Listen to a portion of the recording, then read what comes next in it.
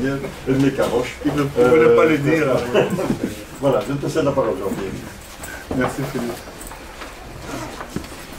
Bien, après cet excellent exposé de Francis Tourneur qui nous a fait rêver, n'est-ce pas, avec le marbre noir, tandis que c'est une pierre qui est tellement réputée, j'ai eu l'occasion d'en voir des œuvres aussi dans la lithothèque qui est à Cara, justement. On voit bien que c'est une pierre qui est mondialement connue.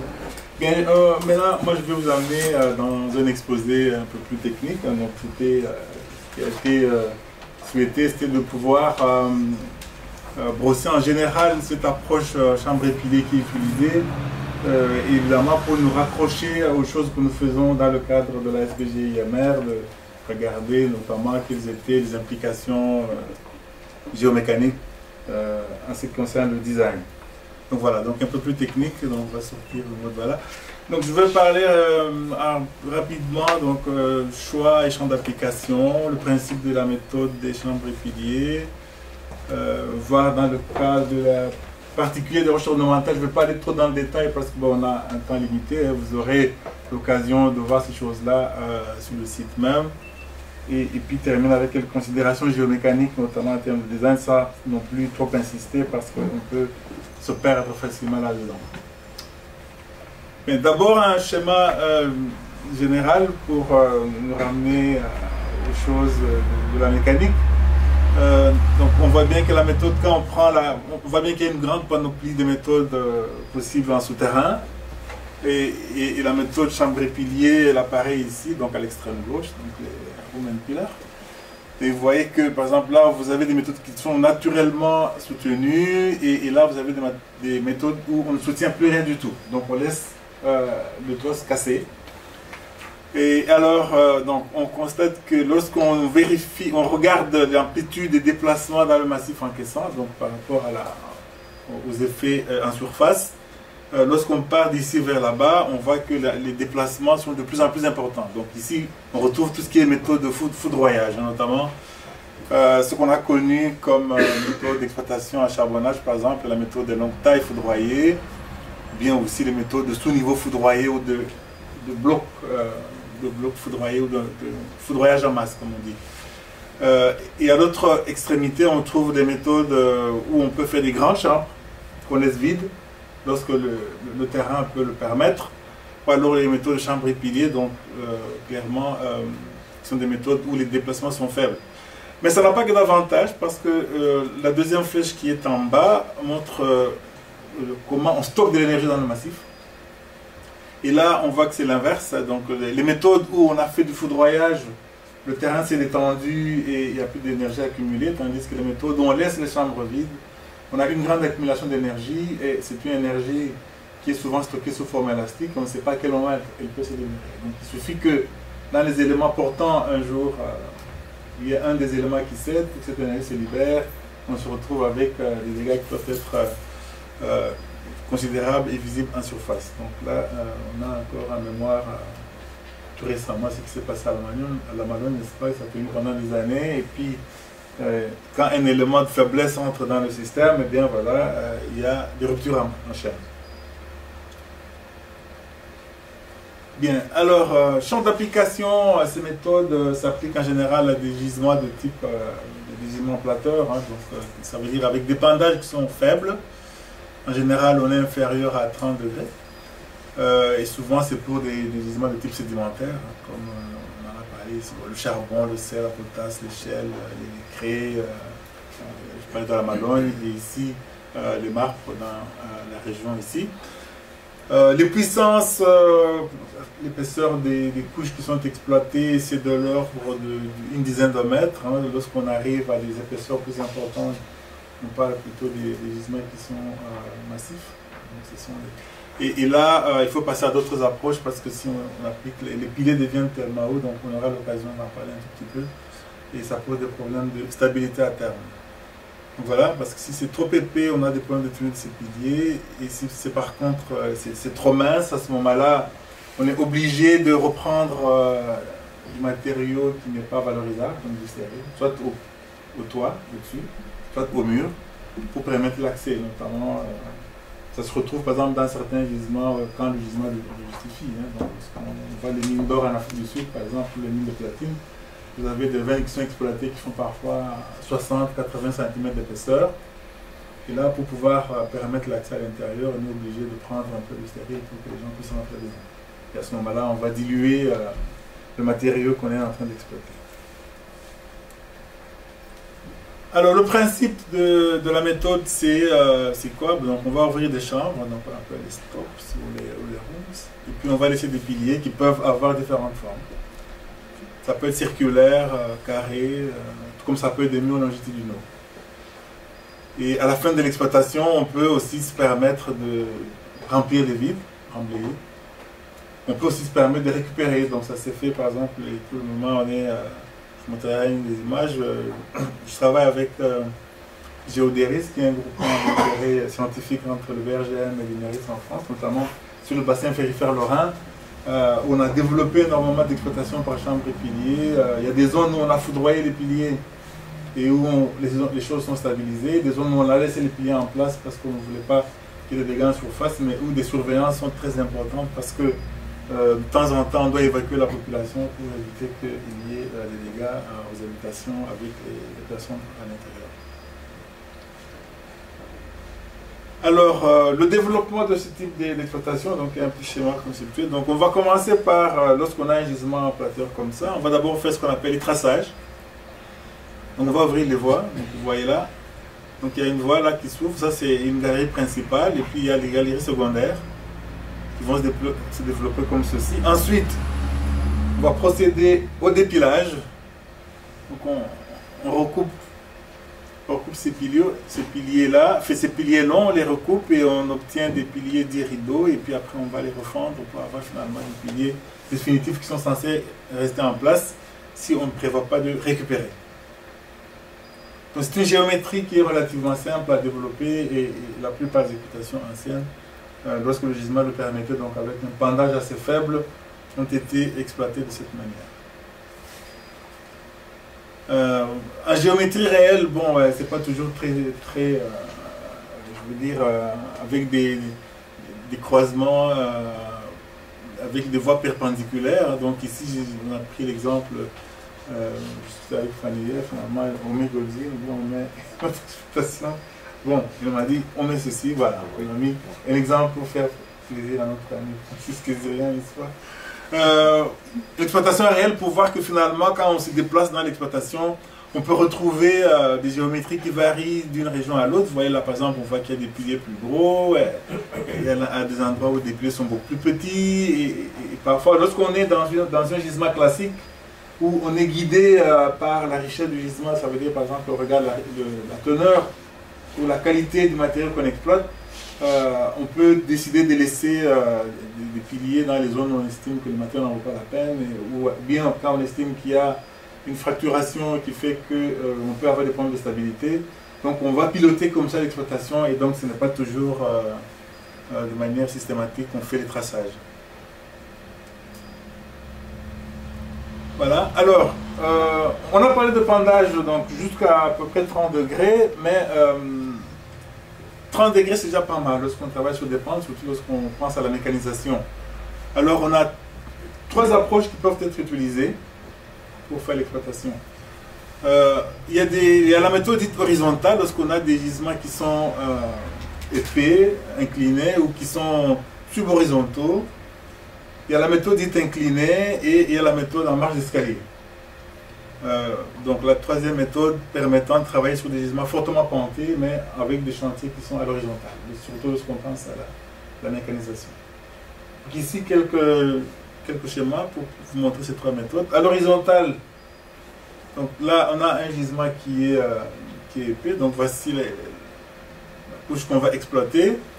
Dans ce cas-ci, elle est exploitée en 2 phases. Donc il y a une première tranche qui est prise au toit. Et en général, lorsqu'on est dans des gisements assez puissants comme ceci, on commence par le toit, un peu comme dans la méthode des sections divisées lorsqu'on fait les tunnels, n'est-ce pas? Parce que ça permet de sécuriser le toit de l'ouvrage dans lequel on va travailler. Donc les chambres sont là, donc on fait ceci. Donc, les techniques classiques dans ce cas-là, c'est de forer avec des machines comme ceci en foration horizontale, donc ce sont des jumbo. n'ai pas voulu trop insister, j'ai enlevé pas mal d'images avec des machines parce que ce n'était pas le but ici. Donc en formation horizontale, et puis on peut faire le minage, et lorsqu'on est dans la méthode mécanisée, donc on a des machines classiques qui viennent, hein, donc ici les chargeuses qui chargent des camions de fond, et donc on peut récupérer les déblais, voilà un front qui a été récupérer les déblais et sortir. Après on vient avec des machines par exemple pour faire du boulonnage, donc là on boulonne le toit, c'est fait, à ce moment-là on attaque la deuxième tranche en gradin. Et là on a le choix, soit qu'on peut travailler en foration horizontale ou en foration verticale dans ce cas-ci. Et là on a une approche d'exploitation qui est beaucoup plus de ce qu'on fait en carrière, parce qu'on a deux surfaces de dégagement. Donc ici en général pour les exploitants, lorsqu'on a un fonçage comme ça avec le jumbo, on a toujours des consommations, puisque là on travaille à l'explosif bien entendu, avec des consommations très importantes parce qu'on a une seule surface devant soi, on fore là-dessus et on dégage là-dessus. Donc il y a des méthodes particulières sur lesquelles je ne vais pas insister ici. Tandis que là, on a maintenant deux surfaces. Donc on fore ici et on dégage là-bas. Ou vice-versa, on fore là-bas et on dégage de l'autre côté. La deuxième méthode, c'est une méthode inclinée. Lorsque le gisement est assez fort incliné, à ce moment-là, il faut le diviser à niveau. Ici, voilà un premier niveau, un deuxième niveau. Donc voilà ici, niveau de transport 1, niveau de transport 2. Donc on a l'inclinaison. Et donc ça sont des galeries qui sont horizontales. On va diviser le gisement à différents niveaux. Le pendage, il est comme ceci. Hein. Et alors, voici les piliers qu'on laisse en place. Et là, on attaque, dans ce cas-ci, on travaille sur une surface qui est fortement inclinée. Donc on va attaquer ici notamment, on est en foration manuelle. Donc vous voyez ici que la mécanisation est beaucoup plus difficile, puisque les pendages sont assez forts. Donc on peut monter jusqu'à 30 degrés avec ça. Et en général, on va évacuer aussi les déblais, dans ce cas-ci, avec des racleurs. On peut laisser la part. Il suffit de, voilà, avec des systèmes à câble et un treuil ici, on tire le tout vers le bas. Et là, ça peut tomber dans une galerie où on récupère, par exemple, dans des wagonnets ou dans des machines plus classiques qui roulent sur des pneumatiques. Ça, c'est la méthode très classique. Alors, la méthode en marche d'escalier, c'est une méthode qui permet de moins faire souffrir, d'avoir des conditions de travail beaucoup plus acceptables. En fait, on a un gisement qui est aussi penté que le précédent, mais au lieu de travailler sur des plans inclinés, on va travailler à l'horizontale. Donc voilà, on fait comme ceci. Ça, c'est un ouvrage qui est horizontal. Donc la machine qui est là, qui est un jumbo, donc fort dans une galerie qui est horizontale. Donc, voilà, une chambre comme ceci, ou comme ça. On attaque à l'horizontale. Mais on aménage des rampes d'accès qui sont inclinées. Donc les machines se déplacent sur des rampes inclinées, après rentrent dans les chantiers qui sont faits à l'horizontale. C'est une façon plus élégante de pouvoir mécaniser lorsqu'on a des pentes qui sont fortes, mais au prix de la perte du gisement. Donc ici on voit qu'on en perd, hein, on en perd là. Et aussi si vous n'avez pas une puissance trop importante, il y a aussi des risques de pouvoir reprendre un peu de stabilité. Mais la mécanisation est possible parce que le chantier est le même. Donc voilà trois variantes. Je ne peux pas faire plus de détails que ça. Après l'exploitation, lorsqu'on est dans des gisements fortement pentés, enfin très épais, on peut remblayer comme je l'ai dit tout à l'heure. Donc là, on mélange un peu la méthode chambre de pilier avec la méthode de remblayage, donc on appelle le cut and fill ici. Donc, tranche montante remblayée. Vous voyez dans ce cas-ci, par exemple, que au fur et à mesure qu'on a exploité, on a remblayé. Mais dans ce cas-ci, si on veut faire travailler, parce que vous voyez bien qu'il y a des machines qui tournent dessus, si on veut vraiment faire travailler des machines sur une telle surface, il faut passer par des méthodes spécifiques, non pas remblayer avec de la pierre stérile qui vient des chantiers, mais par un matériau qui doit être absolument calibré, qui doit être relativement fin. Par exemple, les dernières exploitations en Lorraine française qui étaient à Merlebach, il y avait une carrière de sable qui était exploitée à côté de la mine et on pompait, on prenait le sable, on le mélangeait avec de l'eau, on le pompait dans la mine, donc on faisait du remblage hydraulique. C'est le seul moyen qui vous permet d'avoir des surfaces correctes pour que les machines puissent rouler dessus. Si vous faites un remblage avec de l'empierrement, là, il faudrait absolument prendre des tranches supérieures de manière plus ou moins manuelle, avec des marteaux à main, des choses comme ça. Donc voilà, ce remblai, normalement, mécaniquement parlant, il n'apporte pas tellement de confinement au moment où on le met, mais ça permet d'éviter le flambement des piliers. C'est après, lorsque tout va s'équilibrer en termes de force, que si par exemple le toit s'effondrait, qu'on commence à s'appuyer sur le remblai, qu'à ce moment-là, ça donne un gros confinement et qu'on évite que les piliers puissent se rompre à terre. Donc voilà. Alors, en termes de moyens de creusement, lorsqu'on est en reliure, donc j'ai déjà montré, donc généralement on est toujours en foration minage, hein, donc je parle d'exploitation classique, après on passera au pierre ornementale.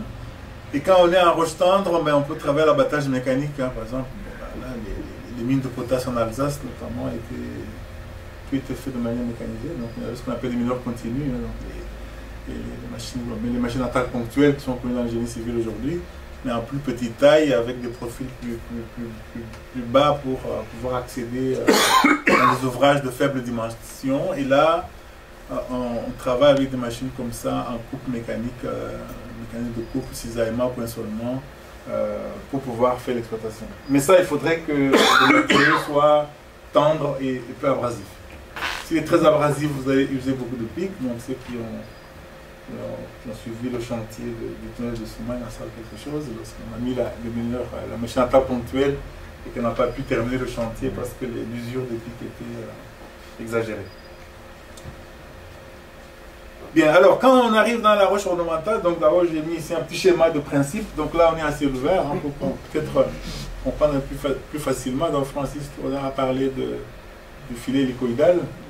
Je n'ai pas voulu l'évoquer ici. En fait, c'est une technique qui n'est plus utilisée aujourd'hui en Belgique. En fait, on peut encore voir dans certaines carrières, je crois que la dernière on voit encore les traces du filet hélicoïdal, c'est la carrière de Gauthier Wentz. On voit bien sur certaines parois la trace de ça.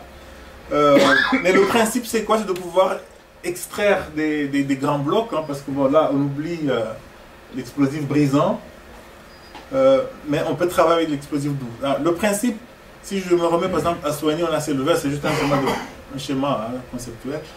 Donc voilà, on a des gradins comme ceci. Donc le principe est de pouvoir par exemple faire ici, là on fore un trou horizontal, un autre ici, et les deux doivent se rejoindre, ce qui est un exercice assez amusant pour les gens de soigner, ils ne savent rien.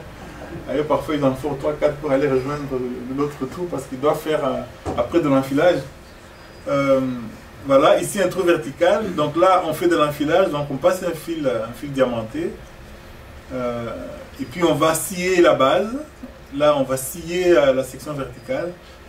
Aussi une technique qui a été très développée au niveau de la Belgique. Donc bon, ici c'est vrai qu'on parlait de l'expertise de la Belgique. Donc, pendant des années, on a travaillé sur ce genre de système avec la société Ex-Diamantbord, qui était un géant mondial dans tout ce qui était outil diamanté, et qui a éclaté en 3 sociétés qui ont été rachetées par Primonceau et qui aujourd'hui, bon, je crois que la division pétrole qui était devenue à Liberton est en train de fermer. Donc, si ce n'est déjà pas fait, ils auraient dû fermer au mois de mai.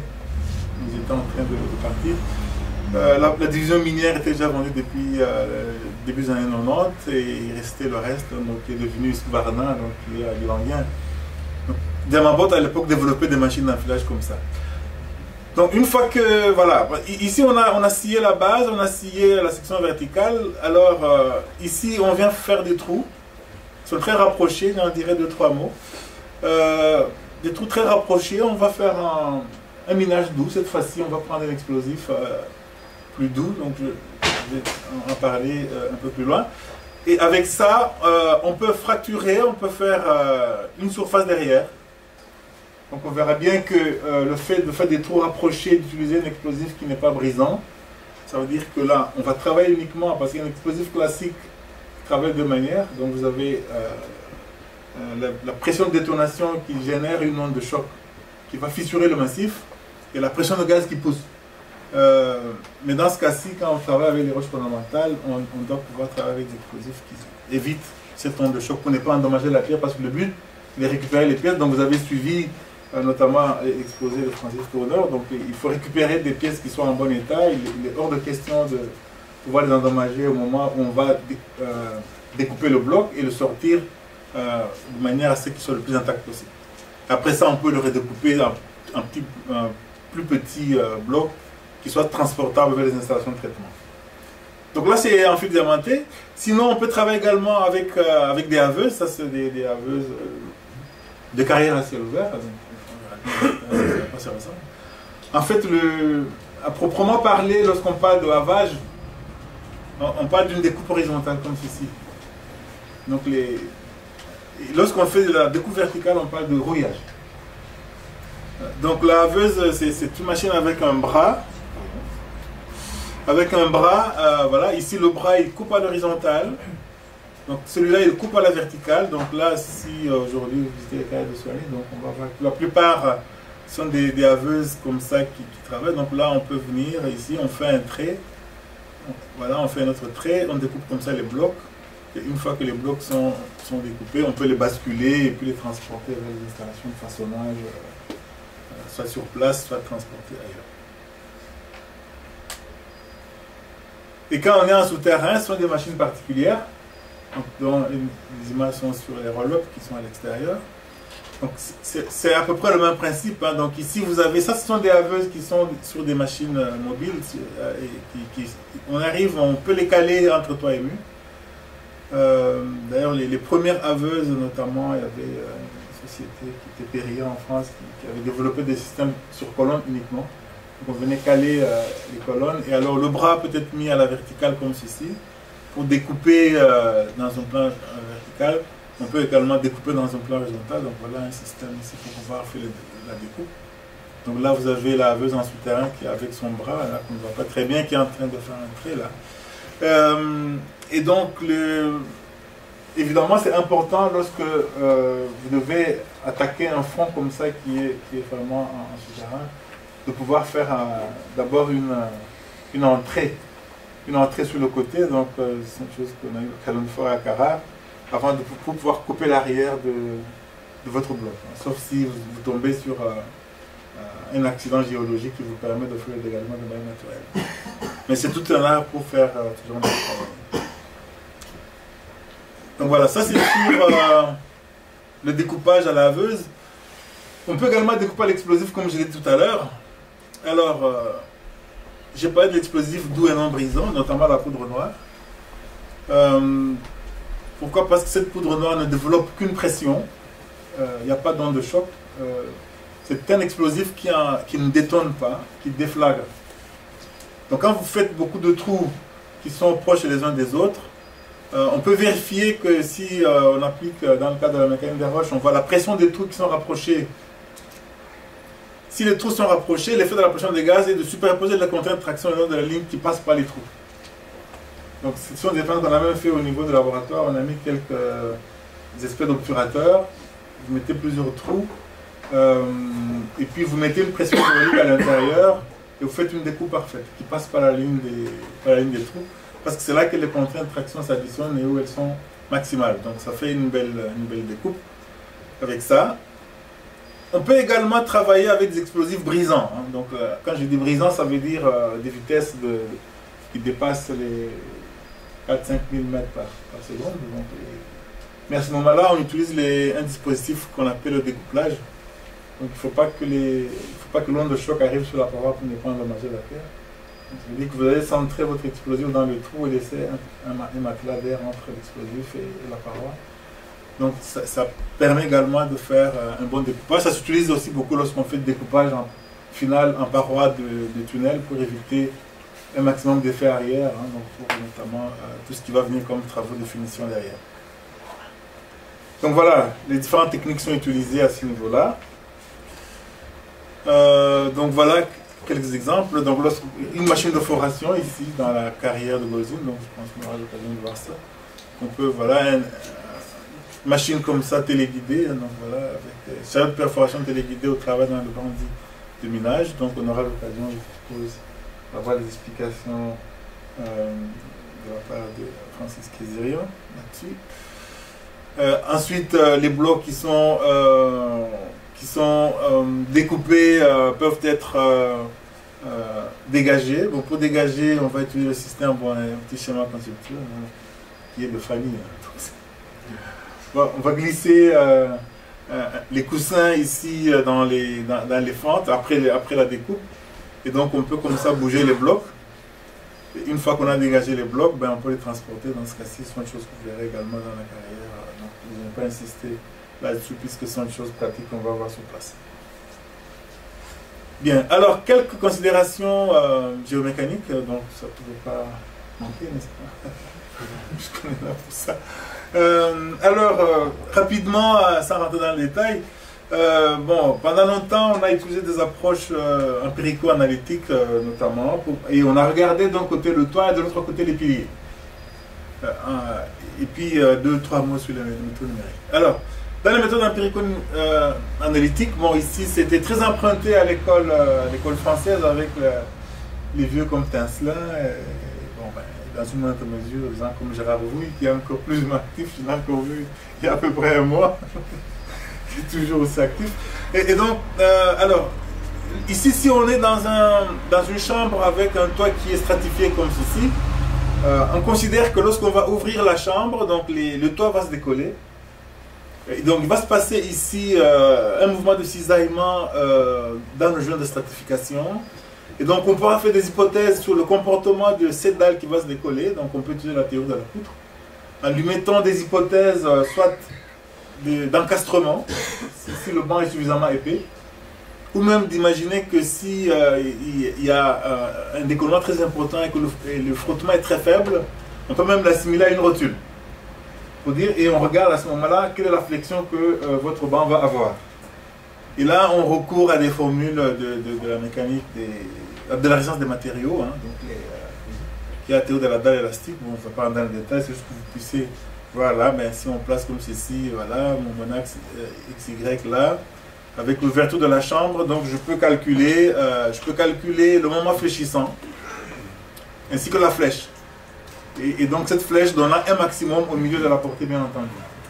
Donc le tout, c'est de pouvoir estimer les propriétés élastiques de ma dalle, qui est ici le E' étant l'équivalent du module élastique lorsqu'on est dans les problèmes plans. C'est un E sur 1 moins du carré. Donc, comme d'habitude dans ce genre de problème, comme quand on fait du poinçonnage et tout ça, le moment d'inertie, et P étant la charge par unité de longueur de la dalle.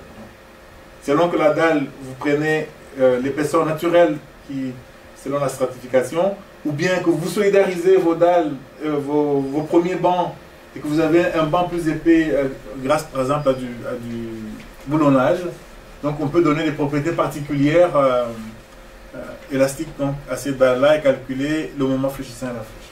Voilà. Le but n'est pas de comprendre ce qui est là. Alors le pilier, l'approche traditionnelle a été de recourir à ce qu'on appelle la méthode des aires tributaires. On considère que, donc, voici mon pilier, ce pilier est censé reprendre le poids de tous les terrains qui sont autour de lui, jusqu'à la surface. Et donc on va le dimensionner de telle manière que ce pilier, si on connaît sa résistance, eh bien, il puisse reprendre le poids de tous ces terrains qui sont jusqu'à en surface. Et donc voilà, vu en plan, la section du pilier et la section du bloc de roche qu'il est censé supporter. C'est une hypothèse qui est discutable, en fait, qui n'est valable que lorsque vous avez des ouvertures en termes de largeur de chantier d'exploitation qui sont supérieures à la hauteur de recouvrement. Sinon, ce sont des hypothèses qui sont mises en difficulté. On considère que les contraintes verticales dans les sections sont uniformément réparties, ce qui n'est pas vrai. Hein, donc, on verra les profils des contraintes. Et on considère que la résistance à la rupture par compression est obtenue par des essais de laboratoire, ce qui est aussi discutable. Donc voilà. Mais ça, c'est l'approche aire tributaire classique. Et sur cette base-là, on peut calculer les contraintes qui servent sur les piliers. Donc voilà, ça c'est la contrainte qui est liée au massif qui est au-dessus. Ça, c'est le poids du pilier lui-même. Donc, à sa base, c'est là qu'on a les contraintes les plus élevées. Et on va comparer la résistance à la compression simple, moyennant ici un coefficient de sécurité, N, qu'on peut prendre à 1, à 2, etc. Donc, dans certaines expériences en Afrique du Sud, on a démontré statistiquement qu'avec des coefficients de 1.5, 1.6, on est plus ou moins sûr que ça tient sur de très long terme. Quand on descend autour de 1.4, 1.3, c'est ce qu'on voit, ce qui est ici. Par contre, si le ressort est très tendre, eh bien, il va s'affaisser, donc la poutre va se déformer, et le ressort va beaucoup s'affaisser, comme ceci, et donc il ne reprendra rien, il ne reprendra pas d'effort. C'est uniquement les appuis qui vont reprendre les efforts. Donc en fonction de la déformabilité du pilier, les efforts vont se reporter plus ou moins de manière plus ou moins importante sur les appuis latéraux. Concrètement, ça voudrait dire que si je regarde mon chantier, donc j'ai ici une zone qui est exploitée, là aussi, là j'ai laissé des grands piliers qu'on appelle des piliers barrières pour éviter la propagation des ruptures. Et donc dans cette zone-là, j'ai plus de déformabilité ici que dans la zone où j'ai laissé des grands piliers. Et donc il y a un effet de voûte qui se forme au-dessus de ces zones exploitées. Et clairement, le pilier qui est dans mon chantier d'exploitation, donc un pilier comme ceci, tous ces piliers-là ne reprennent que le poids des terrains qui sont ici. Le reste se repose sur les piliers barrières. C'est ça que je disais tout à l'heure. Si vous prenez des ouvrages qui sont très profonds, en général, il faut découper les chantiers et laisser des grandes zones non exploitées qui sont des piliers barrières, de telle manière que s'il se passe un effondrement dans ces zones-ci, comme vous voyez par exemple là, l'effondrement s'est passé, mais ces piliers barrières ont arrêté la propagation. Ailleurs. Donc ce sont ces zones-là qu'on a laissées qui vont vous permettre de reprendre les contraintes les plus élevées. Alors, autre chose, c'est la résistance du pilier. Donc tout à l'heure, j'ai dit que, bon, supposez que les piliers avaient comme résistance la valeur de la résistance à la compression simple. En réalité, un pilier qui est large et très peu élancé aura tendance à résister plus qu'un pilier qui est plus élancé. Et donc la formule qu'on a trouvée de manière empirique est d'avoir une résistance qui dépend, donc W étant la largeur et H étant la hauteur, avec ici des paramètres A et B qui sont déterminés empiriquement. Donc ça, il y a eu pas mal d'auteurs qui ont publié des relations pour pouvoir calculer l'accent du pilier en fonction notamment de cette largeur et de la hauteur. Donc, je vous ai parlé notamment de l'exemple du bassin ferrifère lorrain sur lequel on travaille avec les gens de Géodéris. Donc, ces genres de formules ont été appliquées dans certaines zones où on voyait que les piliers étaient assez larges. Par contre, lorsque vous êtes dans des zones où les couches exploitées ont été très puissantes, il faut corriger cette résistance parce que ça peut rompre par flambement et des choses comme ça. Alors cette résistance, donc voilà par exemple deux exemples de formules, hein, il y en a beaucoup qui ont fait ce genre de travail. C'est le cas, ici c'est W exposant 1,5 fois H exposant moins 1,5. Et fois H exposant moins 1. Voilà, et en plus de ça, cette résistance va évoluer en fonction de l'inclusion des défauts dans le matériau. Donc ce que nous avons mesuré au laboratoire, en général on peut avoir des valeurs élevées.